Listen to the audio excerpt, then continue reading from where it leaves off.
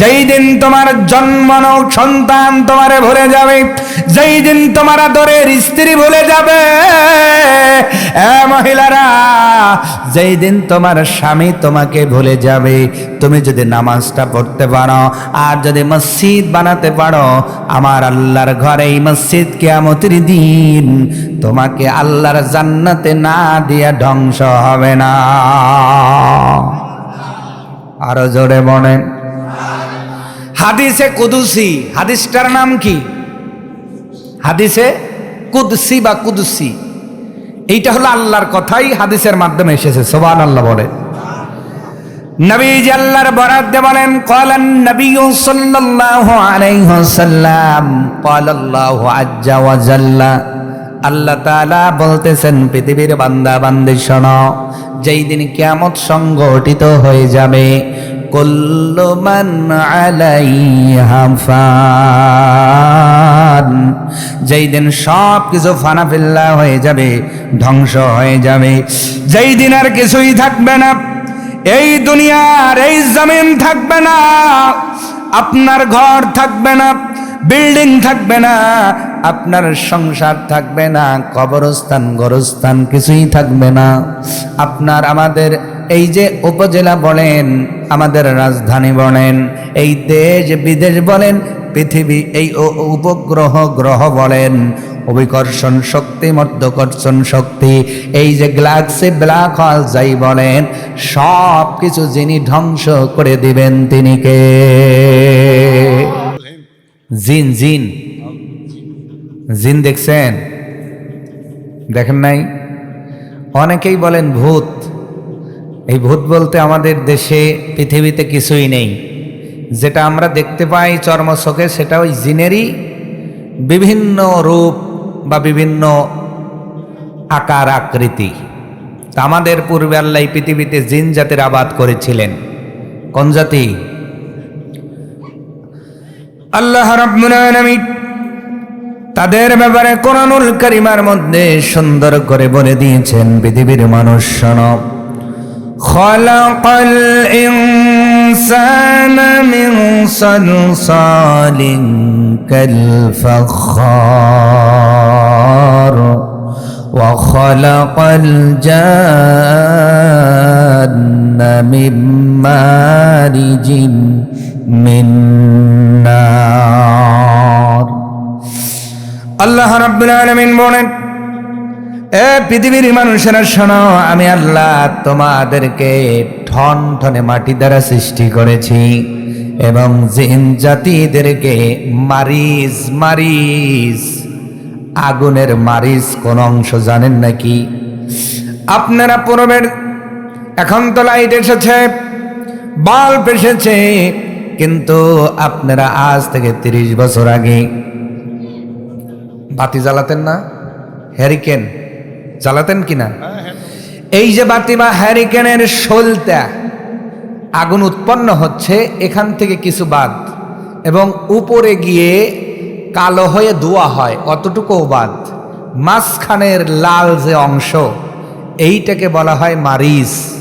এইটাকে বলা হয় কি? وخلق الجن من مارج من نار।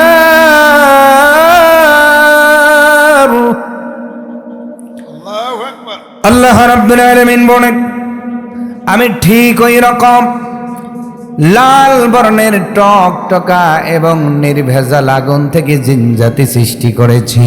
তার মানে বোঝা গেল আমাদের দেশে, আমাদের এই পৃথিবীতে এখনো জিন জাতির অস্তিত্ব আছে না নাই? আল্লাহ সকলকে ধ্বংস করে দেন নাই, কিছু জিন জাতির সদস্য এখনো পৃথিবীতে আছে। জিনকে যারা অস্বীকার করবে তারা তো কাফের হয়ে যাবে, কারণ কোরআনের দলিল। জিন আছে না নাই? জোরে বলেন, আছে না নাই? আল্লাহ রাব্বুল আলামিন মানুষের নামে যেমন সূরা দিয়েছেন, একটি সূরার নাম বলেন তো, সূরা নাস, আছে না নাই? নাস মানে মানুষ।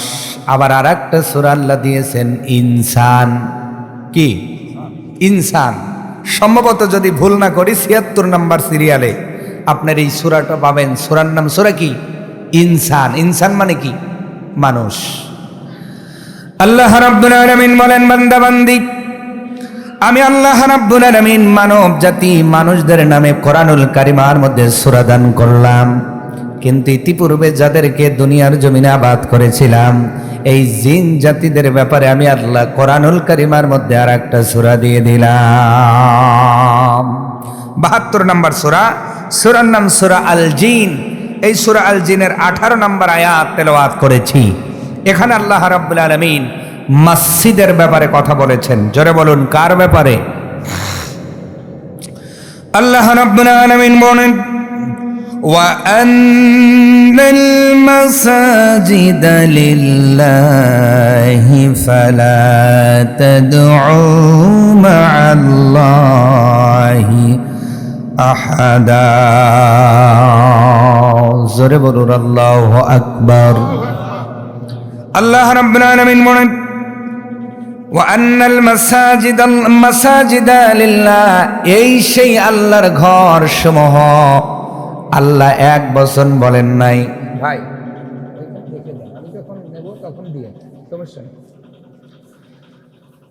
আল্লাহ রাব্বুল আলামিন বলেন এই সেই মসজিদ সমূহ, এক বচন না, একটা মসজিদ না, মাসাজিদা লিল্লাহ, বহু বচন ব্যবহার করেছেন আল্লাহ, একটা মসজিদ না। পৃথিবীর সব মসজিদকে এক জায়গায় করে আল্লাহ বলছেন এই সেই মসজিদ সমূহ। ফালা তাদউ মা'a লিল্লাহি আহাদা, মা'আল্লাহি আহাদা, তোমরা এই মসজিদ সমূহে আল্লাহ ছাড়া অন্য কাউকে ডেকো না। আজকের আয়াত তেলাওয়াতকৃত আয়াতের সরল অনুবাদ হলো এই সেই মসজিদ সমূহ যেই মসজিদে তোমরা ঈমানদার যারা এরা এই মসজিদে আল্লাহ ছাড়া অন্য কাউকে ডেকো না। তার মানে মসজিদ বানানো হয়েছে ইবাদতের জন্য। কিসের জন্য বলে? মসজিদ শব্দের অর্থ হলো সেজদা দেওয়ার জায়গা। মসজিদ মানে কি বলেন? আমার সাথে কথা বলেন একটু প্লিজ। সেজদা দেওয়ার জায়গা। মূলত এই কারণেই কি মসজিদ নামকরণ করা হয়েছে। এই জন্য আমরা অনেক মসজিদে লেখা দেখি মসজিদে দুনিয়াবি কথা বলা হারাম। দেখি কিনা? না, এর মধ্যেও কিছু সংশোধনী আছে। দুনিয়াবি সব কথা বলা মসজিদে হারাম না, ভালো করে বোঝেন। সব দুনিয়াবি কথা বলা মসজিদে হারাম নয়। যেই দুনিয়াবি কথার মধ্যে মানব জাতির কল্যাণ আছে এই জাতীয় কথা দুনিয়াবি মসজিদে বলা যাবে। যেই কথাগুলো অপ্রাসঙ্গিক, দরকার নাই, প্রয়োজন নাই, এই কথাগুলো মসজিদে না বলা ভালো, উত্তম। সুবহানাল্লাহ কন। কারণ আমার আপনার নবী সাইয়্যিদুল মুরসালিন খাতামান নবিয়্যিন আউয়ালিন ওয়াল আখিরিন নবী মুহাম্মদুর রাসূলুল্লাহ সাল্লাল্লাহু আলাইহি ওয়াসাল্লাম মসজিদে নববীর মধ্যে, মসজিদে নববী বানানোর পরে আল্লাহর নবী সুপ্রিম কোর্ট ছিল কোথায়? এই মসজিদ। নবীর সুপ্রিম কোর্ট কোথায় ছিল? মসজিদে নববী। উনি ওই জায়গায় বিচার করতেন। নবীজির সচিবালয় ছিল মসজিদে নববী। সুবহানাল্লাহ বলবো না? নবীজি মিটিং করতেন জেহাদের জন্য এই মসজিদে। তার মানে বোঝা গেল মসজিদে ইসলামের আপনার ইসলাম মুসলমানের উপকার হয়, কল্যাণ হয় মানুষের। এই জাতীয় কথা যদিও বি দুনিয়াবি হয় এতটুকু বলতে পারবেন, কিন্তু যেই কথার কোনো ভ্যালু নাই, কি নাই? ভ্যালু নাই। এবার আসেন এই কথাগুলো কারা বলতে পারবেন? এই কথাগুলো আম জনসাধারণ বলতে পারবেন না। বললে তো মসজিদের মধ্যে হাট বাজার লেগে যাবে। এই কথাগুলো বলতে পারবেন এক নাম্বার ইমাম সাহেব। কি সাহেব? জোরে বলেন, কি সাহেব? যে ইমাম সাহেবকে আমরা শুধু মসজিদে ইমাম মানি, কিন্তু সমাজের নেতা আর একজন, ঠিক কিনা? মসজিদের নেতা একজন, সমাজের নেতা আর একজন। এই জন্য কিন্তু আমাদের সমাজে শান্তি আসতেছে না। যতদিন মসজিদের ইমামকে সমাজের ইমাম না বানাতে পারবেন এবং সমাজের নেতাকে মসজিদের নেতা না বানাতে পারবেন, তত সময় সমাজে শান্তি আসা সম্ভব না। এই জন্য সমাজের নেতা তিনিই হবেন যিনি ইমামতি করার যোগ্যতা রাখেন। সুবহানাল্লাহ বলেন। আমরা কি তা ভাবি? তা তো ভাবি না। আমার নবী যতদিন মদিনায়, নবীজি যতদিন আপনার নেতাগিরি করেছেন, যতদিন নবীজি রাষ্ট্রনায়কের দায়িত্ব পালন করেছেন, ততদিন আমার নবী ইমামের দায়িত্ব পালন করেছেন। নবীজি বিদায় হয়ে গেলেন। এরপরে 2টা বছর হযরত আবু বকর সিদ্দিক মুসলমানদের দায়িত্ব পালন করলেন, খলিফা হলেন। যতদিন পর্যন্ত হযরত আবু বকর মুসলমানদের নেতা ছিলেন, ততদিন উনি ইমামও ছিলেন। বলেন সুবহানাল্লাহ। হযরত আবু বকর চলে গেলেন, হযরত ওমর ফারুক যতদিন পর্যন্ত মুসলমানদের নেতা ছিলেন, ঠিক ততদিন উনি মসজিদের প্রধান ইমাম ছিলেন। সুবহানাল্লাহ বলেন। যতদিন ওসমান রাদিয়াল্লাহু তাআলার নেতা ছিলেন, খলিফা ছিলেন, ততদিন প্রধান ইমাম ছিলেন।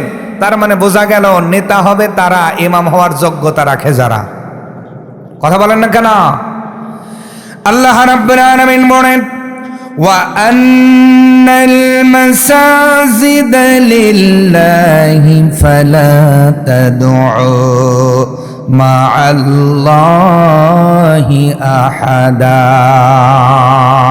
এ বান্দা বান্দি, এই সেই আল্লাহর ঘর মসজিদ সমূহ, যেই মসজিদের মধ্যে আল্লাহ ছাড়া অন্য কাউকে তোমরা ডাকবা না। তার মানে গয়রুল্লাহর ইবাদত চলবে না, আল্লাহ ছাড়া কাউকে ডাকা যাবে না। ও পৃথিবীর মুসলমান, যেই মসজিদের নিচে আজকে আপনাদের মাহফিল সাজানো হলো, আপনার কৈবদ্যঘাতী সরকার পাড়া জামে মসজিদ, এই যে মসজিদ আপনারা নির্মাণ করেছেন, আপনারাই বানিয়েছেন, আপনারাই ভিত্তিপ্রস্তর স্থাপন করেছেন, আপনারাই রড বেঁধেছেন, মিস্ত্রিরা কলম করলো, মিস্ত্রিরা ছাদ বানালো, মিস্ত্রিরা ডালাই করলো, সব করলো আল্লাহর সৃষ্টি মানুষ। কিন্তু এই ঘরটার নাম হয়ে গেল আল্লাহর ঘর। সুবহানাল্লাহ। এই একই কাজ আপনার বাড়িতে হয় কিনা? কথা বলে না। আপনি বিল্ডিং দিলে এই কাজগুলো করে না? মিস্ত্রি করে কিনা? এইভাবেই কলম দেয়, এইভাবেই ডালাই করে, এইভাবেই গাঁথুনি দেয়। যেই বাড়িতে আজকে খানা খাইলাম, ওনার বিল্ডিং তো কমপ্লিট হয়ে গেছে, রুমগুলো সুন্দর করেছেন, রাজমিস্ত্রি দিয়ে কাজগুলো করানো হলো, কিন্তু এই বাড়িটাকে আল্লাহর ঘর বলা হলো না। কিন্তু একই কাজ আমরা নির্দিষ্ট জায়গায় করলাম। এই জায়গাটার নাম মসজিদ দিলাম কেন? মসজিদ দিলাম কেন?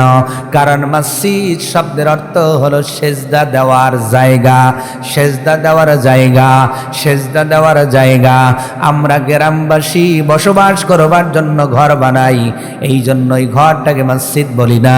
আর এই মসজিদ বানানোর সময় নিয়াত করি, এই ঘরের মধ্যে শুধু সেজদা দিব, ইবাদত করব, দুনিয়ার কোনো কাজ এই মসজিদে হবে না, দুনিয়ার কোনো মানুষের স্লোগান হবে না, দুনিয়ার কোনো মানুষের কথা হবে না, আল্লাহ ছাড়া অন্য কাউকেও ডাকা হবে না। যেহেতু এই নিয়াত করে একই কাজ এখানে করলেন, সিমেন্ট আনলেন, বালু আনলেন, রড আনলেন, খোয়া আনলেন, ঢালাই দিলেন, পিলার তুললেন, ছাদ দিলেন, আবার গাঁথনি দিয়ে মসজিদটা ঘিরে দিবেন। বলেন তো ভাই, একই কাজ বাড়িতে করলাম, মসজিদ হলো না, সেই একই কাজ এখানে করলাম, মসজিদ হয়ে গেল। তার কারণ হলো এইটা হলো আমাদের সেজদা দেওয়ার জায়গা। সেজদা দেব কাকে? কথা না বললে আমি প্রধান বক্তা আনবো। সেজদা দেব কাকে? আরো জোরে। সেজদা পাবেন কে? আল্লাহ রাব্বুল আলামিন বলেন, ওয়াসজুদু, এ গোলাম সেজদা করো, সেজদা করো। সেজদার প্রতি আল্লাহ তাআলা বড়ই গুরুত্ব দিয়েছেন। কারণ আল্লাহ তাআলা ডাক দিয়ে বলেন, আমার বান্দা বান্দি আমার নবী মেরাজের রজনীতে আমার যতটা নিকটে এসেছিল, একটা মানুষ যখন সেজদা দেয় আমি রব, আমি আল্লাহ আমার ঠিক ততটাই নিকটে চলে আসে। আল্লাহর কাছে যেতে চাই কিনা? আসতে বলে, যেতে চান কিনা? আল্লাহর কাছের মানুষ হতে চান কিনা? এখন যদি জিজ্ঞেস করি, আমাদের আগামীতে আল্লাহ যাকেই সম্মান দিয়ে প্রধানমন্ত্রী বানাক, তার কাছের মানুষ হতে চান কিনা? লাফায়াতে বলবেন জি হুজুর। অথচ আমি জিজ্ঞেস করলাম আল্লাহর কাছে মানুষ হতে চান কিনা, আওয়াজ হইল না। কারণ ওইটা আখেরাতে তো হুজুর বাকি, ওই বাকিতে আমাদের অত গুরুত্ব নাই। আল্লাহর কাছের মানুষ হতে চান কিনা? আরো জোরে। আল্লাহর কাছের মানুষ হলে লাভ আছে না নাই? আল্লাহ তাআলা ডাক দিয়ে বলেন, লা খাউফুন আলাইহিম ওয়ালা হুম ইয়াহজানুন। আমি আল্লাহ ওয়াদা করে বললাম, তোমার কোনো ভয় থাকবে না, চিন্তা থাকবে না। আমি আল্লাহ আমার জিম্মায় তোকে কবরে রাখবো, আখিরাতে তুলবো, বিনা হিসাব আমার জান্নাত দিয়ে দেব। আমার ভাইয়েরা, এই জন্য আল্লাহ তাআলার কাছের মানুষ হওয়ার বড় প্রয়োজন, আল্লাহ তাআলার নিকটের মানুষ হওয়ার বড় প্রয়োজন। আর নিকটে যদি হতে চান, সেজদা ছাড়া নিকটের মানুষ হওয়া যাবে না। আম্মা জান আয়েশা সিদ্দিকা রাদিয়াল্লাহু তাআলা আনহা বলেন, রে পৃথিবীর আমার নবীর উম্মতেরা শোনো, একদিন নবীজি আমার ঘরে থাকবেন। ভাগ করে নবীজি স্ত্রীর ঘরেতে যাইতেন। একদিন আম্মা জান আয়েশার পাট পড়ল, আর আয়েশা সিদ্দিকার ভাগের দিনটা চলে আসলো। আম্মা জান আয়েশা সিদ্দিকা বলেন, আমার নবীকে নিয়ে রাত যাপন করব। নবীজি আমার ঘরে পদার্পণ করলেন, নবীজি নিয়ে শুয়ে আছি। গভীর রাত্রিতে আমি আয়েশা, আমার ঘুম ভেঙে গেল। আমি হাতটা সাইডে দিয়ে দেখি রে, আমার নবী নাই নাই, আমার নবী বিছানায় নাই। আমি আয়েশা সঞ্জিদা হয়ে গেলাম, আমার নবীজি কই গেল? এই খবর নেওয়ার জন্য আমি আয়েশাও ঘুম থেকে জাগ্রত হয়ে গেলাম। জাগ্রত হয়ে দেখি পাশেই মসজিদে নববী, আমার নবী মসজিদের মধ্যে সিজদায় পড়ে দরদর করে চোখের পানি ফেলায় কাঁদতেছে। সুবহানাল্লাহ, বাড়িতে যায় বলিয়েন। নবীজি গভীর রাত্রিতে সিজদায় পড়ে আছেন। আম্মা জান আয়েশা সিদ্দিকা বলেন, পৃথিবীর উম্মত, সিজদার মধ্যে নবীজি এতই মনোযোগ দিয়েছেন, দীর্ঘ সময় পর্যন্ত নবী নড়েন না। একটা সময় আমার মনে হলো নবীজি হয়তো সিজদার মধ্যেই বিদায় নিলেন কিনা, ওফাত গ্রহণ করলেন কিনা। এই জন্য আমি বোঝার জন্য নবীজির পিঠের উপর একটু হাতটা রাখলাম, কিন্তু আমি বুঝতে পারলাম নবীজি এখনো দুনিয়ার জমিনে জিন্দা আছে। সুবহানাল্লাহ। কিছু সময় পর নবীজি সিজদা থেকে মাথা উঠালেন, নামাজটা কমপ্লিট করলেন। আমি আয়েশা ডাক দিয়ে বললাম, পয়গম্বর, পৃথিবীর জমিনে আমাদের আমলের ভিতরে গুনাহ থাকতে পারে, মানুষের আমলের ভিতরে গুনাহ থাকতে পারে, কিন্তু আপনি নবী, আপনার আমলে তো কোনো গুনাহ নাই, গুনাহ নাই, গুনাহ নাই। আল্লাহ আপনার মাসুম হিসেবে কবুল করেছেন, আপনার আমলের ভিতরে কোনো গুনাহ নাই। ও নবী, যেই আমলের ভিতরে, যেই নবীর আমলের ভিতরে কোনো গুনাহ নাই, ওই নবী এত দীর্ঘ টাইম সিজদা কেন করে? আপনার কেন ইবাদত করতে হবে?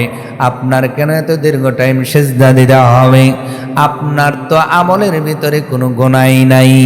নবীজি ডাক দিয়ে বলেন, আয়েশা রে, আমি নবী জানি সিজদা দিলে আল্লাহর কাছের মানুষ হওয়া যায়। সুবহানাল্লাহ। আমি নবী এইটা জানি, সিজদা যত দেওয়া যাবে আল্লাহর কাছের মানুষ হওয়া যাবে। আয়েশা রে, তুমি কি আমাকে আমার আল্লাহর কৃতজ্ঞকারী বান্দা হতে দিবা না। আমি নবী আমার আল্লাহর কৃতজ্ঞকারী বান্দা হয়ে এরপরে চলে যেতে চাই। রে পৃথিবীর মুসলমান, যেই নবীর আমলের মধ্যে কোনো গুনাহ ছিল না, যেই নবী মাসুম ছিলেন রাহমাতাল লিল আলামিন, যেই নবীকে আল্লাহ তাআলা বড় সম্মানিত করেছিলেন, ওই নবীজি সিজদা দিয়ে বুঝাইছেন পৃথিবীর মানুষ শোনো, দুনিয়ার জমিনে আল্লাহর ঘর মসজিদে যে যে বেশি সিজদা দেয় আমার আল্লাহর তাআলার কাছে ওই মানুষটা ঠিক ততই নিকটবর্তী হয়ে যায়। এই জন্য সিজদা দেওয়ার দরকার আছে না নাই? আমরা তো সিজদা দেই মোরগের মতো, একবার করে ঠোক দেই আবার ওইটা দেখি, কথা কয় না। এরকম সিজদা দেওয়ার প্লেয়ার আছে না নাই? 18 বছর 50 বছর 40 বছর নামাজ পড়ে, নামাজ পড়তে পড়তে কপাল অনেকের কালো হয়ে গেছে, কিন্তু এখনো সিজদার মধ্যে আমার নবীর মতো গুরুত্ব নাই। কথা বলা লাগবে, আছে না নাই? আমি মাঝে মাঝে বলি মোরগকে খাইতে দিলে আমাদের এলাকায় খায় কেমন কইরা, কুকুরুকু কুকুরুকু, ঠিক কিনা? মানে মোরগ কইতেছে কে কোনোদিন খাইতে দেয় না, আজকে বাইরা বাড়িতে আইছে এই জন্য খাইতে দিল। বাপ তো বালা না, দেখি তো আশেপাশে পলো টলো আছে কিনা, এই জন্য দেখবেন ঠোকর দিয়ে খাবে, আবার ওইটা এইদিকে তাকে তো কি করবে, কুকুরুকু পলো কই, কুকুরুকু জাল কই, কথা কয় না। আর আমাদের এলাকার মুসল্লির নামাজ সেম ওই রকম, সিজদার ভিতরে গেল সুবহানা রাব্বিয়াল আ'লা 3 বার কমপক্ষে বলা লাগবে, তাহলে গেল কখন? 3 বার বলল কখন, উঠল কখন? আবার 2টা সিজদার মধ্যে 7টা দোয়া আছে, যে কোনো 3টা চাইবেন। নবী বলেন আমার উম্মত শোনো, 2 সিজদার মাঝে 3টা দোয়া তুমি চাও, আমার আল্লাহ এই সময়ে তবে কখন চাইতে হয় এইটাও আমরা জানি। ওই সময় আপনারা চাইবেন আল্লাহুম্মা গফিরলি ওয়ারহামনি ওয়াহদিনি ওয়াফিনি ওয়ারযুকনি, এইভাবে এর মধ্যে যে কোনো 3টা চাইবেন। আল্লাহুম্মা গফিরলি, আয় আল্লাহ আমাকে ক্ষমা করুন, ওয়ারহামনি আমাকে রহম করুন, ওয়াফিনি আমাকে সুস্থতা দেন, ওয়ারযুকনি আমাকে রিজিক দেন। এইভাবে আপনার যেটা প্রয়োজন ওইটা ওই সময় চান। আল্লাহর নবীর ঘোষণায় ওই সময় আপনার মনের দোয়াটা আল্লাহ কবুল করে। ওই সময় সুস্থতা চাই না, খালি ডাক্তার বাড়ি দৌড়াই, কথা কয় না। কারণ আপনি চাবেন কি, 2 সিজদার মাঝে সোজা হয়ে বসা ওয়াজিব, কিন্তু আমি তো বসা দূরে থাকি, মাথায় তো ঠিক মতো ওঠে না। আবার হ্যাঁ কিছু বলেন না, আপনারা সবাই হলো মানে যে সাহাবীদের মতো নামাজ পড়ে, এরকম নামাজে আপনাদের এলাকায় নাই। মানে যাইতেছে আল্লাহু আকবার আল্লাহ আল্লাহু আকবার, মানে বসা দূরের থাক, মাথা তো ঠিক মতো ওঠেই না, আবার সিজদা দিতেছে।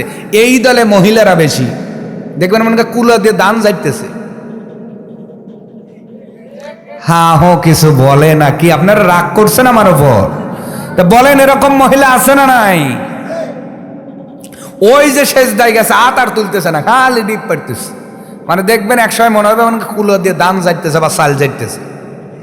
তাহলে এটি কি নামাজ না আল্লাহর সাথে ইয়ার কি করা? বলেন, এটা নামাজ না, এটা নামাজ নয়, এটা সেজদা নয়, এইটা সেজদা নয়। নবীজি বলেছেন সাল্লু কামা রাআইতুমুনি উসাল্লি, উম্মত আমাকে দেখে দেখে নামাজটা শেখাও।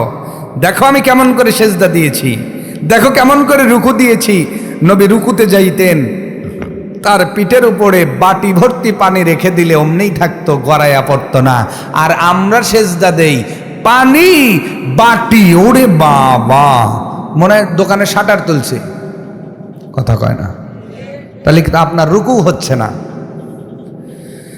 মসজিদের জালসায় নামাজ নিয়ে কথা হবে, মসজিদ নিয়ে কথা হবে, এটাই প্রয়োজন, ঠিক কিনা বলেন? মসজিদ শুধু বানালেন, টাকা দান করলেন, কিন্তু মসজিদ আবাদ করলেন না, নামাজ পড়লেন না।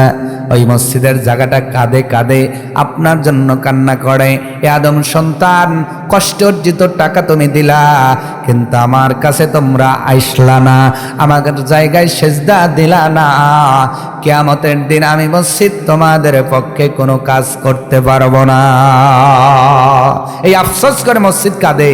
আর যারা দান করে পাশাপাশি মসজিদে নামাজ আদায় করে, আল্লাহর কসম এই মসজিদ কিয়ামতে আপনাকে পুলসিরাত পার করে জান্নাতে নিয়ে যাবে। আরো জোরে কন। তাহলে দান করার পাশাপাশি মসজিদে আসার দরকার আছে না নাই? দেখার দরকার আছে না নাই? খোঁজ খবর নেওয়ার দরকার আছে না নাই? মসজিদ পরিষ্কার করার দরকার আছে না নাই? আমরা শুধু আইসা মোতাওয়াল্লি খুঁজে, ওই যা হোসাদ বেরা, কিন্তু আমি বেরেই না।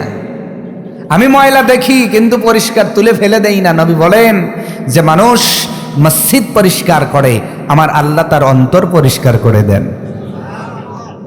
তা আপনি কেন মোতাল্লি খালি খোঁজেন কেন? একদিন আল্লাহর ঘরে ঢুকে দেখলেন একটু ময়লা, নিজে একটু ঝাড় দেন, আল্লাহ আপনার অন্তরটা পরিষ্কার করে দিবেন। একদিন দেখলেন মসজিদে হোসা পড়েছে, আপনি নিজেই মসজিদটা পরিষ্কার করুন, আল্লাহ আপনার অন্তরকে পরিষ্কার করে দিবেন। এইভাবে মসজিদে দান করে পাশাপাশি যারা নামাজ আদায় করবে মসজিদকে খুশি রাখতে পারবে। শুধু তাই নাই, নবী বলেন 7 চেরানের মানুষ কিয়ামতে আল্লাহর আরশে আজিমে ছায়া পাবে। তার ভেতরে একদল হলো তারা নিজের অন্তর মসজিদের সঙ্গে ঝুলাইয়া রেখেছে যারা। এবার প্রশ্ন করবেন, হুজুর মসজিদের মধ্যে আত্মা ঝুলে থাকে কেমন করে? নবীজি ডাকতে বলেন, দুনিয়ার উম্মত শোনো, আত্মা ঝুলে থাকার অর্থ হলো একটা মানুষ ফজরের নামাজ পড়ে যখন মসজিদ থেকে বাহির হবে, তার কলিজার মধ্যে আবার আকাঙ্ক্ষা জাগবে, হাড়ে জহর কখন জহরের আজান হবে, আবার মসজিদের মধ্যে আসবো। জহর পরে যখন বের হবে ওই মসজিদের ওই মানুষটার অন্তরকে কাঁদবে আর বলবে আসরের নামাজ আবার কখন আজান হবে। আসরের নামাজ পড়ার পরে সে আবার মাগরিবের জন্য অপেক্ষা করবে, মাগরিব পড়ার পরে এশার জন্য অপেক্ষা করবে, এশার নামাজ পড়ার পরে ফজরের জন্য যারা অপেক্ষা করবে, আমার নবীর ঘোষণায় এই মানুষগুলোর অন্তর আল্লাহর ঘরের সঙ্গে লটকানো থাকে, ঝোলানো থাকে। আমার নবী বলেন এই মানুষগুলোকে কিয়ামতের ময়দানে আমার আল্লাহ তার আরশে আজিমের নিচে ছায়া দান করবে। এই জন্য মসজিদে দান করার পাশাপাশি নামাজি হওয়ার দরকার আছে না নাই? আসতে বলে, আপনাদের এলাকায় ফজরের সময় কয় কাতার হয়? বলে ফজর বাদ দেন, ফজর তো শীতের টাইম, জহরের টাইমে কয় কাতার হয়? কয় কাতার? 1 কাতারের বেশি, 2 কাতার ঘরে ধরেন, কয় কাতার? আসরের নামাজে তো 2 কাতারের বেশি হয় না। তার মানে বোঝা গেল জহরের টাইমেই যদি 1.5-2 কাতার লোক হয়, অন্য ওয়াক্তে যে আর সে বেশি হয় এইটা বললেও বিশ্বাস হয় না। তবে হয় ওই দিন জুমার নামাজ, যেই দিন, ঠিক কিনা? হয় ওই দিন জুমার নামাজ যেই দিন।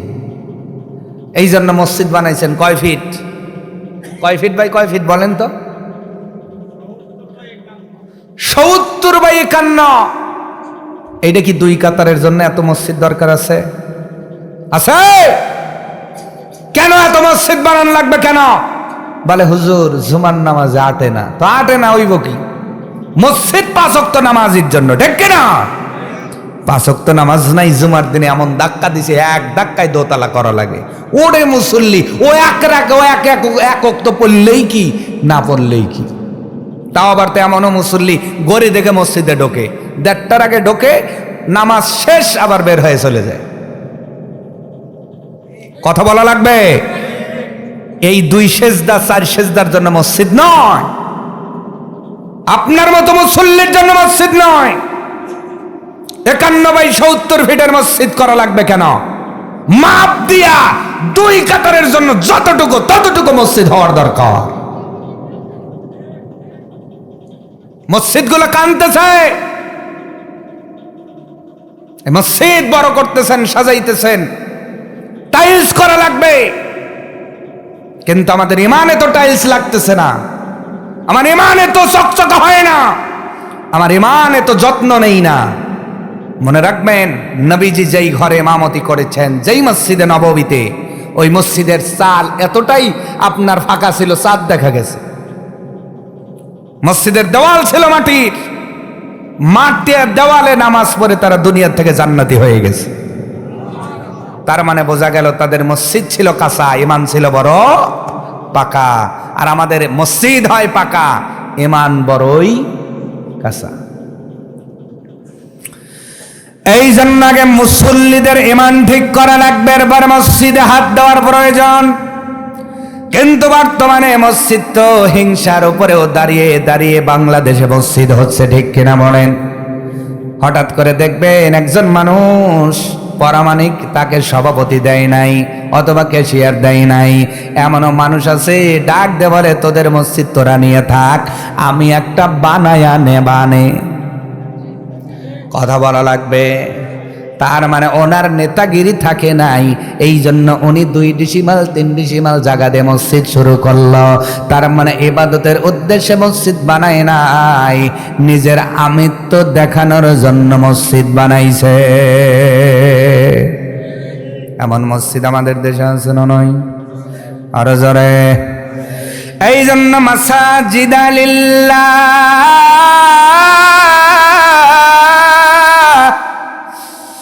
দুনিয়ার জমিনে যেই ঘর আল্লাহর খানায় কাবার অংশ হবে, যেটা আল্লাহর ঘর হয়ে যাবে, মসজিদ হয়ে যাবে, ওই ঘরের মধ্যে যারা নামাজ আদায় করবে, ওই ঘরের মধ্যে যারা সেজদা দিবে এবং যারা অর্থ খরচ করে মসজিদের গুরুত্ব, মসজিদকে যত্ন করবে, টাইলস লাগাবে, দান করবে, শুধু এই 2 পক্ষেই যারা থাকে, মসজিদও বানায়, নামাজও আদায় করে, আল্লাহর কসম কিয়ামতের দিন, যেই দিন তোমার মা তোমাকে ভুলে যাবে, যেই দিন তোমার বাবা তোমাকে ভুলে যাবে, যেই দিন তোমার জন্মানো সন্তান তোমারে ভুলে যাবে, যেই দিন তোমার আদরের স্ত্রী ভুলে যাবে, মহিলারা, যেই দিন তোমার স্বামী তোমাকে ভুলে যাবে, তুমি যদি নামাজটা পড়তে পারো আর যদি মসজিদ বানাতে পারো, আমার আল্লাহর ঘরে এই মসজিদ কিয়ামতের দিন তোমাকে আল্লাহর জান্নাতে না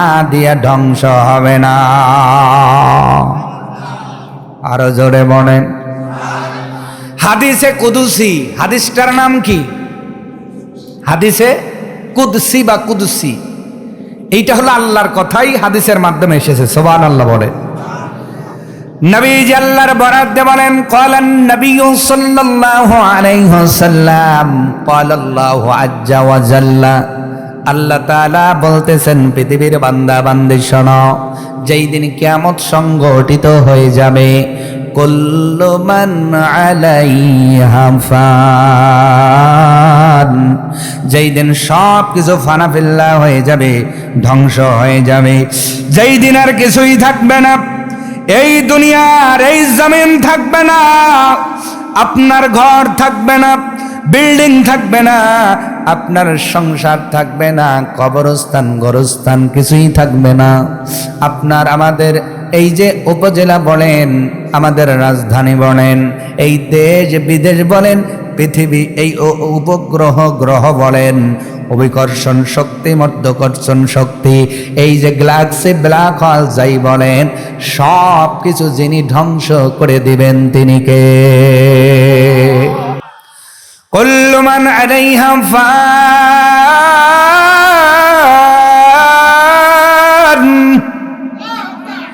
আল্লাহ বলেন সব কিছু ধ্বংস হয়ে যাবে, আমি আল্লাহ তো কিয়ামত সংঘটিত করে দিব।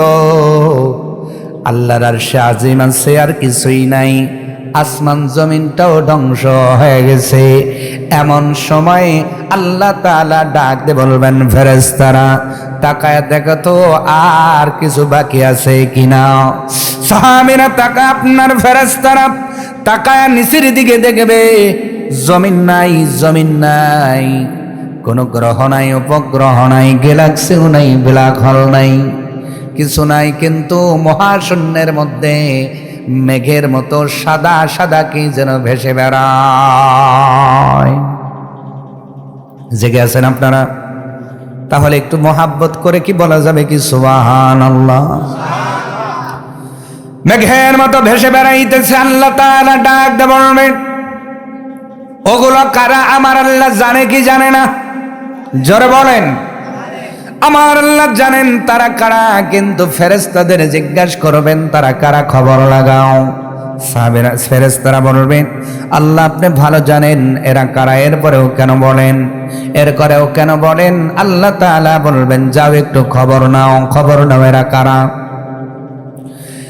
এরা ভেসে বেড়াইতেছে। আমি আল্লাহ তো বলেছি, কুল্লু মান আলাইহা ফান, সব কিছু ধ্বংস হওয়া লাগবে, কিন্তু এখনো পর্যন্ত তারা ভেসে ভেসে বেড়ায়।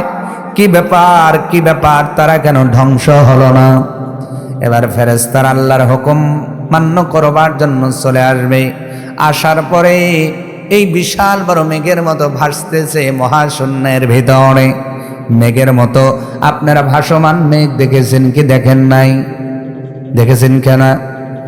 ভাসমান মেঘ যখন জোয়ার বয় দেখবেন, বাতাসের প্রচণ্ডতার কারণে মেঘগুলো এক সাইড থেকে অন্য সাইডে চলে যায়। পূর্ব সাইডের মেঘ পশ্চিম দিকে যায়, পশ্চিমের মেঘ পূর্ব দিকে যায়। অনেক সময় উত্তরের মেঘ দক্ষিণে, দক্ষিণের মেঘ উত্তরের দিকে চলে গেল। তার মানে বাতাস যায় যেই দিকে, মেঘগুলো যায় সেই দিকে। ওই রকম কিয়ামতের ময়দানে, কিয়ামতের দিনে সব কিছু ধ্বংস হয়ে যাওয়ার পরে মানুষ নাই, জিন নাই, কিছুই নাই, সবাই ইন্তেকাল করেছেন। কিন্তু মহাশূন্যের মতো বাতাস দিয়ে কি যেন সাদা মেঘের মতো ভাসতেছে। আল্লাহর হুকুম পালন করবার জন্য ফেরেশতারা এসে ডাক দিয়ে বলবে, এ সাদা সাদা মেঘের মতো তোমরা যারা ভাসতেছ, মান আনতুম, তোমরা কারা? তারা জিজ্ঞাসা করবে, মান আনতুম, তোমরা কারা? মেঘের মধ্যে মেঘের মতো করে ভাসতেছ। আজকে তো কোনো মেঘ নাই, কোনো ঝর্ণা নাই, কোনো বৃষ্টি নাই, কোনো কিছুই নাই, সব তো ধ্বংসপ্রাপ্ত। কিন্তু তোমরা মহাশূন্যের মতো মেঘের আকার নিয়ে ভাসতেছ, ব্যাপার কি? কি তোমাদের পরিচয়? ওই দিন ভিতর থেকে আওয়াজ আসবে, আমার আল্লাহ তাদের বলার জন্য জবান দিয়ে দেবে। আরো জোরে। মসজিদ কি কথা বলতে পারে নাকি? পারে। কিন্তু যিনি চাইলে পারে তিনি কে? তার মানে এর মধ্যে পাথর আছে, রড আছে, সিমেন্ট আছে। আপনারা নবীর জীবনী পড়ে দেখবেন, আবু জেহেলের প্রশ্নের কারণে আমার আল্লাহ আবু জেহেলের হাতের পাথরটার জবানও খুলে দিয়েছিলেন। দুনিয়ার ময়দানে নবীর কথায় যদি আবু জেহেলের হাতের পাথর কথা বলতে পারে, কিয়ামতের ওই ময়দানে আমার আল্লাহ নিজে চাইবেন। এই জন্য মেঘের ভিতর থেকে আওয়াজ করে বলবে, আল্লাহর ফেরেশতারা, তোমরা যেহেতু আমাদের পরিচয় জানতে চাও, তাহলে তোমরা শুনে নাও, নাহনু মাসাজিদাল্লাহ, আমরা দুনিয়ার ময়দানে আল্লাহর ঘর মসজিদ। ফেরেশতারা ডাক দিয়ে বলবে, মসজিদ হও, যাই হও। আল্লাহ তো বলছে সব ধ্বংস হওয়া লাগবে, ধ্বংস হয়ে যাও। মসজিদ এবার ডাক দিয়ে বলবে, এ আল্লাহর ফেরেশতা, তোমাদের নামের সাথে আল্লাহর নাম জড়িত, আমাদের নামের সাথেও আল্লাহর নাম জড়িত। সুবহানাল্লাহ। তোমরা যেমন আল্লাহর ফেরেশতা, তেমনি আমরা আল্লাহর ঘর। আল্লাহু আকবার। তোমাদের সাথে আল্লাহর নাম জড়িত, আমাদের সাথেও আল্লাহর নাম জড়িত, এ ফেরেশতারা ধ্বংস হব না। কেন ধ্বংস হব না? মসজিদগুলো ডাক দে বলবে আল্লাহ তাআলার কাছে একটা প্রস্তাব তুলে ধরো। তার মানে বলেন তো, এই সব খেলা খেলতেছেন যিনি, তিনি কে? আল্লাহ চাইলে মসজিদ ধ্বংস হবে কিনা? কিন্তু আমার আল্লাহ চান নাই। আল্লাহ এইগুলো দেখতেছেন আর মুস্কি মুস্কি হাসবেন। বলেন সুবহানাল্লাহ। ফেরেশতার মসজিদের মধ্যে কথোপকথন হচ্ছে। এক পর্যায়ে মসজিদ ডাক দিয়ে বলছে, যাও, চলে যাও, আল্লাহর কাছে একটা প্রস্তাব উপস্থাপন করো। আমরা মসজিদ তত সময় ধ্বংস হব না যত সময় ওই যে কঠিন পুলসিরাত আল্লাহ বানাইছেন জাহান্নামের উপর দিয়া, সুয়ের চেয়েও তীক্ষ্ণ, সুয়ের চেয়েও আপনার তীক্ষ্ণ, সুয়ের চেয়েও সরু এবং তরবারির চেয়ে ধারালো একটা পুল বানাইছে, যেই পুলের মধ্যে ধরা আর কিছু নাই। শুধু তাই নয় আমার ভাইয়েরা, আল্লাহর কোরআন বনে জাক্কুব নামক এক ধরনের গাছ জাহান্নামের তলদেশে আল্লাহ তাআলা বানায় রেখেছেন। এই লতা পাতাগুলো, তাদের ফল হবে শয়তানের মাথার মতো, কাঁটাগুলো হবে বড় বড়। জাহান্নাম থেকে পুলসিরাতের আপনার কেরান ঘেঁষে ঘেঁষে তারা দাঁড়ায়া থাকবে। বেঈমান কাফেরগুলো যখন পুলসিরাতের উপরে উঠবে, তাদেরকে আপনার ওই যে কাঁটা দিয়া তাদের শরীরের উপরে বিধানো হবে। আপনার বুকের উপরে, মাথার কাছে, শরীরের বিভিন্ন জায়গায় আপনারা গেরাপি চেনেন? গেরাপি চেনেন? কি কাজে লাগে? নৌকা ফেলে দিলে বড় নৌকাও দাঁড়ায়া যায়। কেন দাঁড়ায়? গেরাপিটা সুন্দর করে মাটির সাথে বসে যায়, মাটিকে টেনে ধরে রাখে। ওই যে জাক্কুব নামের গাছের ফলটা গেরাপির মতো করে মানুষের বুকের ভিতর ঢুকে যাবে, হাতের ভিতর ঢুকে যাবে। বেঈমান কাফেরদের ধরে ধরে জাহান্নামে ফেলা হবে।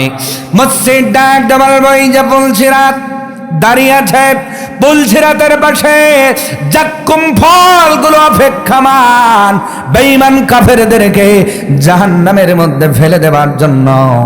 ওই জাক্কুম ফলযুক্ত এত ধারালো পুলসিরাত কেউ পার হতে পারবে না আল্লাহ না চাইলে। এ ফেরেশতারা একটা প্রস্তাব আল্লাহর কাছে তুলে ধরো, দুনিয়ার জমিনে আমি মসজিদ যারা আমার ভিতরে সেজদা দিয়েছে, সুবহানাল্লাহ, আমরা তো আল্লাহর ঘর মসজিদ, যারা আমাকে সেজদা দিয়েছে, আমার আবাদ করেছে, আমার মধ্যে যত্ন নিয়েছে, ধুলাবালি পরিষ্কার করেছে, নিজের ঘরের চেয়েও আমার যত্ন করেছে। শুধু তাই নয়, নিজের অন্তর মসজিদের সঙ্গে বেঁধে রাখত, প্রতি ওয়াক্তে নামাজের জন্য চলে আসত এবং নিজের কষ্টে অর্জিত সম্পদ দিয়া আমার এই মসজিদ আমাকে নির্মাণ করেছে।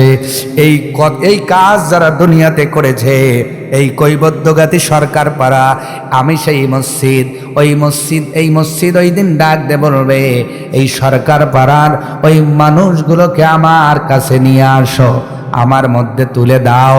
আমি ওই পুলসিরাত পার করে যত সময় তাদের জান্নাতে না দিব, তত সময় আমি আল্লাহর ঘর মসজিদ আজ কিয়ামতের দিনেও ধ্বংস হব না।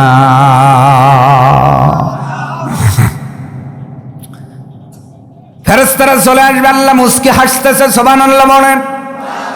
আল্লাহ কি করে? মুস্কি মুস্কি হাসতেছেন। ফেরেশতারা ডাক দিয়ে বলবেন, আল্লাহ হাসতেছেন কেন? আপনি তো সব জানেন, এরপরেও পাঠাইলেন। আপনার ঘর খানায়ে কাবার অংশ মসজিদ, মাসাজিদ আল্লাহ, আপনার সেই মসজিদ সময়ের আবদার হলো যারা দুনিয়াতে তাদের নির্মাণ করেছে, সেজদা দিয়েছে, এই মানুষগুলোকে জান্নাতে না দিয়ে ধ্বংস হবে না। হাদিসে কুদসি থেকে বলছে, ভালো করে শোনেন। ওই দিন আমার আল্লাহ একটা ডাক দিয়ে বলবে, ফেরেশতারা কিছু সময় পর, ওয়াইজাল কুবুরু বুসরাত, দুনিয়ার সব খবর আমি আল্লাহ খুলে দেব। আদম নবী থেকে শুরু করে কিয়ামতের পর্যন্ত যতগুলো মানুষ দুনিয়াতে এসেছিল সব মানুষগুলো শতশত দাঁড়িয়ে যাবে, মাশর হাসর কায়েম হয়ে যাবে।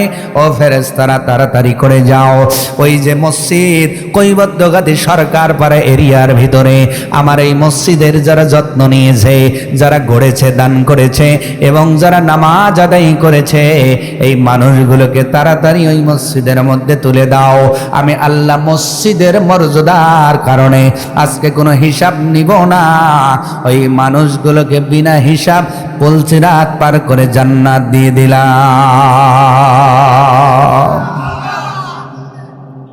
শুধু বানাইলে না নামাজ পড়লে, কথা বলে না, বানাইতেও হবে, বানাতেও হবে, আবাদও করতে হবে। মসজিদ বানাই, টাকা দেই হাজার হাজার লক্ষ লক্ষ, কিন্তু আজান হলে আমি নামাজে যাই না, এমন মুসল্লি বলেন তো আছে না নাই?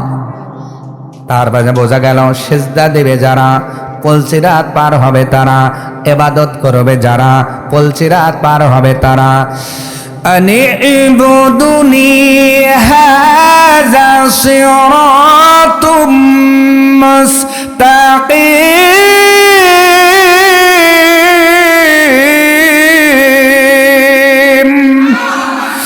আল্লাহর কোরআন বলে দুনিয়ার জমিনে যারা আল্লাহর ইবাদত করবে, হাযা সিরাতুম মুস্তাকিম, আল্লাহ মুস্তাকিম, আল্লাহর ইবাদতের মাধ্যমে সিরাতাল মুস্তাকিম পাওয়া যায়। তাহলে বলেন তো মসজিদ বানানোর পাশাপাশি আল্লাহর ইবাদত করবার দরকার আছে না নাই? আমার ভাইরা, এইটা তো বললাম সেজদার গুরুত্ব, আমার মসজিদের মধ্যে দান করলেও গুরুত্ব আছে না নাই? আছে না নাই? আল্লাহর নবী বলেন, পৃথিবীর মানুষ তোমরা ভালো করে শোনো, দুনিয়ার জমিনে শ্রেষ্ঠ জায়গার নাম কি? আরো জোরে। আল্লাহর নবী সহিহ মুসলিমের বর্ণনায় বলেন, আহাব্বুল বিলাদি ইলাল্লাহি মাসাজিদুহা। দুনিয়ার জমিনে, এই দুনিয়ার মধ্যে, বেলাদের মধ্যে, আরদের মধ্যে, জমিনের মধ্যে, আহাব্বু ইলাল্লাহ, আল্লাহর কাছে সবচেয়ে মহাব্বতের জায়গার নাম হলো মাসাজিদুহা, তার ঘর মসজিদ। জোরে বলেন সুবহানাল্লাহ। ওয়া আবগাদুল বিলাদি ইলাল্লাহি আসওয়াকুহা। নবীজি ডাক দিয়ে বলেন, দুনিয়ার জমিনে আল্লাহর যেমন মহাব্বতের জায়গা হলো মসজিদ, আল্লাহর সবচেয়ে ক্রোধান্বিত, রাগান্বিত, ধ্বংসপ্রাপ্ত, আল্লাহর সবচেয়ে ঘৃণার জায়গা হলো বাজার। কোথায়? আরো জোরে। এইবার বলেন তো, মুসলমানের এরিয়ায় জালসা হয়, জালসার সাথে মেলাও হয়, মেলায় লোক বেশি না জালসায় লোক বেশি? জোরে বলেন। আল্লাহর নবী বলেন, আহাব্বুল বিলাদি ইলাল্লাহ, আল্লাহর কাছে সবচেয়ে পছন্দের জায়গা হলো মাসাজিদুহা, মসজিদ। সুবহানাল্লাহ। অথচ সেখানে লোক কম, আর আল্লাহর যেইটা ঘৃণার জায়গা সেখানে লোক বেশি। মোহনপুর বাজারে সব সময় লোক থাকে, কিন্তু আল্লাহর ঘর দিনের মধ্যে 5 বার আসা লাগবে, নির্দিষ্ট টাইম, 1 ঘন্টার জন্য, আধা ঘন্টার জন্য, 20 মিনিটের জন্য, তাই লোক হয় না। কথা বলে না, কথা বলে না, ঠিক কিনা? এই জন্য আমরা শ্রেষ্ঠ মানুষ হব মসজিদে এসে। বাজারে যেতে হবে প্রয়োজনের কারণে। কিসের কারণে? প্রয়োজনের কারণে। আল্লাহর নবী বলেন, বাজারে চলে যাও, প্রয়োজন শেষ, তাড়াতাড়ি চলে আসো, বাজারে বেশি সময় থেকো না। কারণ আমি নবী নবুয়তের চোখ দিয়ে দেখেছি, বাজারের মধ্যে যত শয়তান থাকে, দুনিয়াতে এত শয়তান কোথাও থাকে না।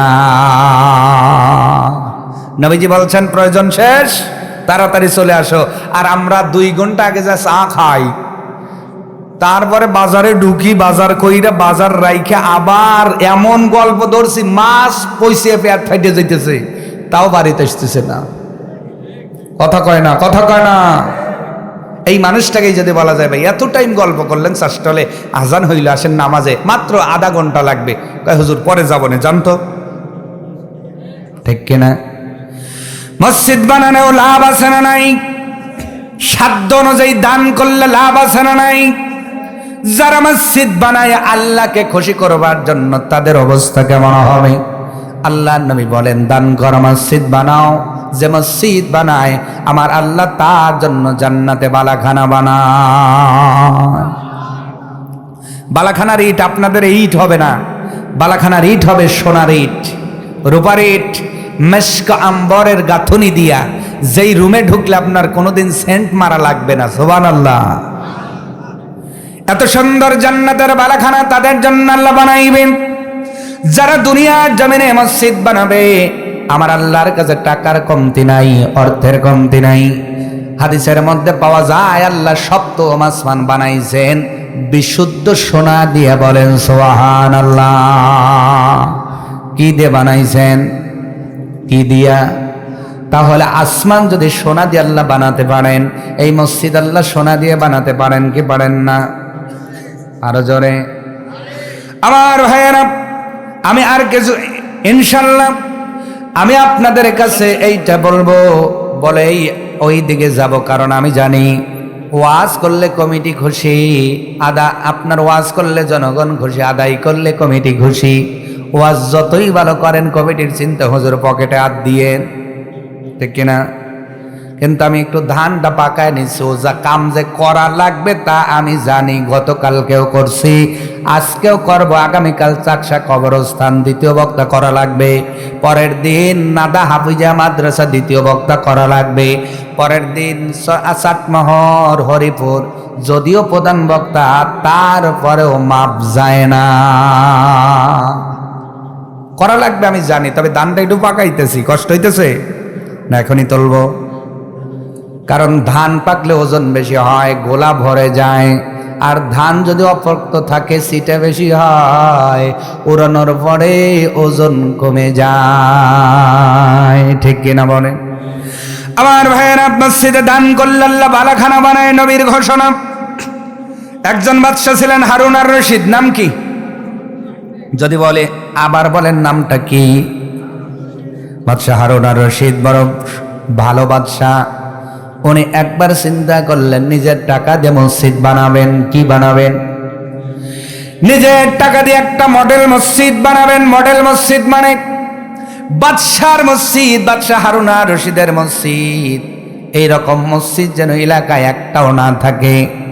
সৌন্দর্যতার দিকে যেমন অনন্য হবে, মানুষ যেন দেখলেই বুঝতে পারে বাদশা হারুন আর রশিদের মসজিদ।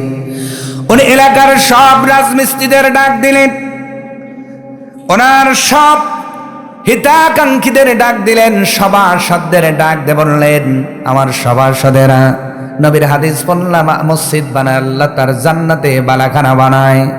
আমি তো দুনিয়াতে অনেক কাজ করলাম, যেহেতু আল্লাহ টাকা দিয়েছে একটা মসজিদ বানায় যেতে চাই। এলাকার সব মানুষকে ডাকলেন, ডাকার পরে জনসভার মধ্যে ঘোষণা দিয়ে বললেন, এলাকার মানুষ, আমি তোমাদের কাছ থেকে কোনো টাকা চাই না, অর্থ চাই না।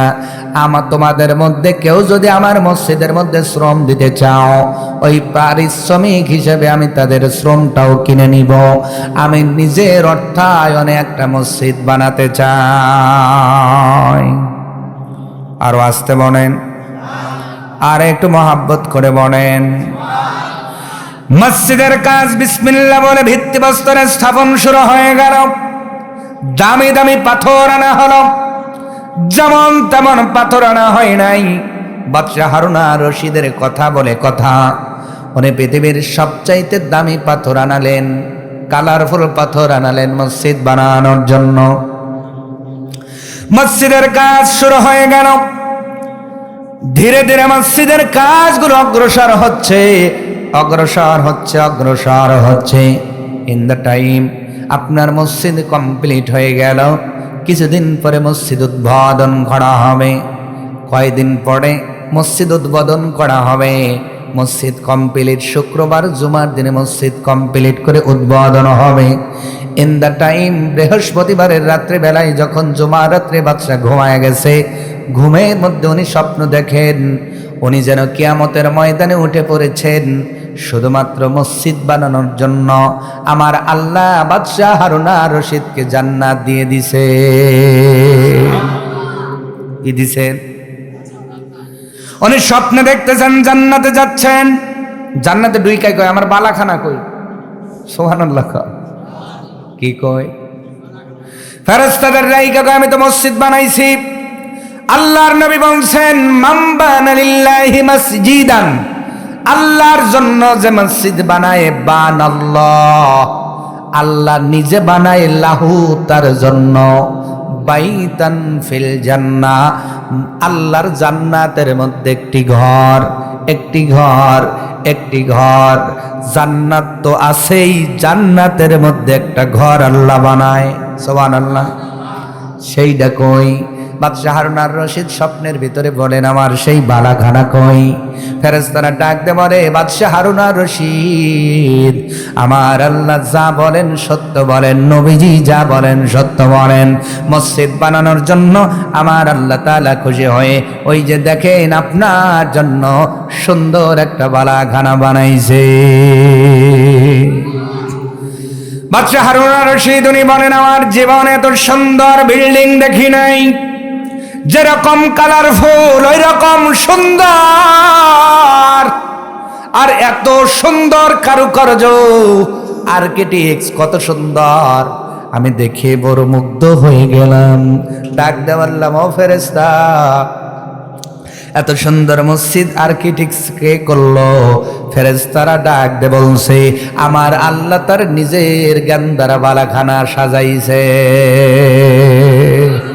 এই জন্য দুনিয়াতে অত সুন্দর বিল্ডিং কেউ চোখে কোনোদিন দেখতে পাবে না। এবার বাদশা নিজের বিল্ডিং এর মধ্যে চলে যাবেন, বিপরীত দিক তাকায় দেখে আর একটা ওই রকম বিল্ডিং। সুবহানাল্লাহ। হুবহুব একই রকম বালাখানা এই পাশে, ওই দিকে যাই। ফেরেশতারা বাধা দেয়, ওই দিক যান কেন? এইটা তো আপনার। কইটা কইটা আর একজনের। কয় হুবহুব একরকম, আর একজন কার? কয় আপনি যে মসজিদ বানাইতে রাজমিস্ত্রি নিছিলেন, ওই রাজমিস্ত্রিও না, রাজমিস্ত্রির যোগালি। যোগালি কি?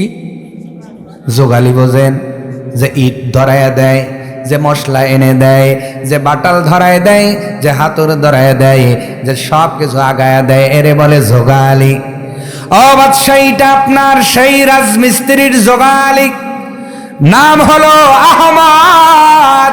দেখেন না আপনার বালাখানার মধ্যে আমার আল্লাহ স্বর্ণ দিয়ে লিখেছে বাদশাহ হারুন আর রশিদের বালাখানা, আর ওই বিল্ডিং এর মধ্যে বালাখানার মধ্যে লেখা আছে আহমদের বালাখানা। এইটা আপনার রাজমিস্ত্রির যোগালি, আহমদের জন্য আল্লাহ বানাইছে। সঙ্গে সঙ্গে ঘুম ভেঙে গেছে। বাদশাহ নামদার চমকে উঠে বলেন আমি কি দেখলাম? ওনার বুঝতে আর বাকি নাই, এর মধ্যে অবশ্যই কোনো রহস্য আছে। ওই আহমদ যে কোনো একটা কাজ করেছে, ঠিক কিনা? শুক্রবার মসজিদ উদ্বোধন হবে, পরের দিনে সব মানুষকে দাওয়াত করা হলো। জোহরের নামাজের পরে, জুমার নামাজের পরে মসজিদ উদ্বোধন হবে। ইন দ্য টাইম লোকরা চলে এসেছেন, দাওয়াত খাওয়ালেন নামাজের পূর্ব মুহূর্তে। খাওয়ানোর পরে সব মিস্ত্রি জোগালদারদের এক জায়গায় খাওয়ানোর পরে বাদশাহ নামদার ডাক দিয়ে বলছেন তোমাদের মধ্যে জোগালির ভিতরে আহমদকে একটু দেখতে চাই। আহমদ উঠে থরথর করে কাঁপতেছে। বাদশাহ ডাক দিয়ে বলে আহমদ কাঁদো কেন, কাঁপো কেন? আহমদ ডাক দিয়ে বলছে বাদশাহ নামদার আমি বুঝতে পেরেছি আপনি হয়তো আমাকে ফাঁসির অর্ডার দিবেন, হয়তো জেলের অর্ডার দিবেন। বাদশাহ হারুন আর রশিদ ডাক দে বলে আহমদ রে আয় আয় বুকে আয়, আমি তোকে জেল জরিমানা করবার জন্য দাঁড় করাই না রে বাবা, আয় আয় বুক মিলাই, তুমি হইবা আমার জান্নাতের প্রতিবেশী। টান দেবকের মধ্যে জড়াইয়া নিয়ে ডাক দে বলছেন আহমদ তুমি বলতে এবার কি করেছো? আমি জান্নাতের মধ্যে আমার বালাখানা দেখলাম, পাশেই অনুরূপ তোমার বালাখানা দেখলাম। কি করেছ রে বাবা? আহমদ বলে, হুজুর যদি অভয় দেন বলবো, না হলে ভয় লাগে। না না, কিছুই বলবো না, বলো। আহমদ ডাকতে বলে, হুজুর আপনি ঘোষণা দিয়েছিলেন এই মসজিদ নিজেই বানাবেন, নিজের টাকায় বানাবেন, কারো কাছ থেকে কিছুই নেবেন না। আমি গরিব মানুষ, আমার দেওয়ার মতো তো কিছুই নাই, কিন্তু আমার পৈতৃক বাণী বাবার জমি খনন করে আমি 3 টুকরা পাথর পেয়েছিলাম। জোরে বলেন, কয় টুকরা? আমি আপনার এই মসজিদে কাজ করতে গিয়ে দেখেছি আপনার যেই পাথর এনেছেন সবচেয়ে দামি পাথর, আর আমার বাড়ির খুঁড়ে যে পাথর পেয়েছি এই পাথরের সাথে বড়ই মিল, বড়ই মিল। আমি সুন্দর করে ধুইয়া শুকাইয়া পকেটে রেখে দিয়েছিলাম। আপনি তো বললে নেবেন না, এই জন্য ওই পাথরটা আমার পকেটে নিয়ে এসে আসমানের দিকে তাকায়া বলেছিলাম, আল্লাহ তুমি এই বাদশাকে ক্ষমতা দিয়েছ, টাকা দিয়েছ, এই জন্য বিশাল বড় মসজিদ বানায়। এত বড় মসজিদ আমি বানাতে পারবো না, তবে বাবার পৈতৃক ভিটা খোঁড়ার পরে এই দামি 3 টুকরা পাথর পেয়েছি আল্লাহ, এইটা দুনিয়ায় কাউকে খুশি করবার জন্য নয়, শুধুমাত্র তোমাকে খুশি করবার জন্য, শুধুমাত্র তোমার ঘর বানানোর জন্য আমি আহমদ 3 টুকরা পাথর ছেড়ে দিলাম আল্লাহ। আমি জানি তুমি কোরআনে বলেছো আনা গানিউন ওয়া আনতুমুল ফুকারা, তুমি হলো ধনী, পৃথিবীর সব হলো ফকির, আমরা তো ভিক্ষুক, আল্লাহ তুমি তো ধনাঢ্য। আমি 3 টুকরা দিতে পারি, তুমি কখনো কম দিবা না। এইভাবে দোয়া করেছিলাম হুজুর, আর আমার 3 টুকরা পাথর আমি ছেড়ে দিয়েছিলাম। বাদশা হারুন আর রশিদ ডাক দে বলে, আহমদ ভাই আমি 1000 কোটি টাকা খরচ করে যেমন বালাখানা পেয়েছি, তোমার সাধ্যের মধ্যে 3টা পাথর দেওয়ার কারণে আমার আল্লাহ সম পরিমাণ বালাখানা তোমার জন্য রেডি রাখছে। একটু জোরে সরে বলেন না সুবহানাল্লাহ, আরো জোরে। আমরা বালাখানা চাই কি চাই না? কারা কারা চাই? লিল্লাহে তাকবীর। টান টান করে, টান টান করে হাতটা দেখাবেন। সকলেই আমরা বালাখানা চাই কিনা? হাত নামায় বলেন আমিন। আমার মা বোনদের বালাখানা দরকার আছে না নাই? আসতে বলে, খালি আপনারাই নেবেন, মা বোনদের দিবেন না? হ্যাঁ, তারা তো দেখতেছে, বলতেছে মা আপনাদেরও দরকার। এইবার পাইতে কি বুদ্ধি এইটা এখন বলতেছি। আহমদের মতো, বাদশার মতো তো আপনি আমি পারবো না, তবে আহমদের মতো পারবো না? কথা বলে না। আহমদ কি করেছে? 3টা পাথর দিয়েছে। কেন? ওনার সাধ্যের ভিতরে এটাই ছিল। আজকে আপনাদের বাদশার মতো বলবো না, আহমদের মতো আপনার বাজেটে, সাধ্যে, ক্ষমতায় যতটুকু কুলায়, ও মা বোন, আপনার ভিতরে যতটুকু সাধ্য আল্লাহ দিয়েছেন, যতটুকু অ্যাবিলিটি দিয়েছেন, যতটুকু স্যাক্রিফাইসের ক্ষমতা আল্লাহ দিয়েছেন, আমার আল্লাহ জানে কিনা? আল্লাহ কয় আমি তো তোরে 10 বিঘা দিছি, আমি আল্লাহ ওরে 2 বিঘা দিছি, আমি আল্লাহ ওরে 20 দিছি, আমি আল্লাহ ওরে কিছুই দেইনি। ক্ষমতা কার? আমার আল্লাহ জানে কাকে কতটুক দিয়েছেন আর আপনি কতটুক দিতে পারেন। এই মধ্যেই যদি আল্লাহকে খুশি করতে পারেন, আমাকে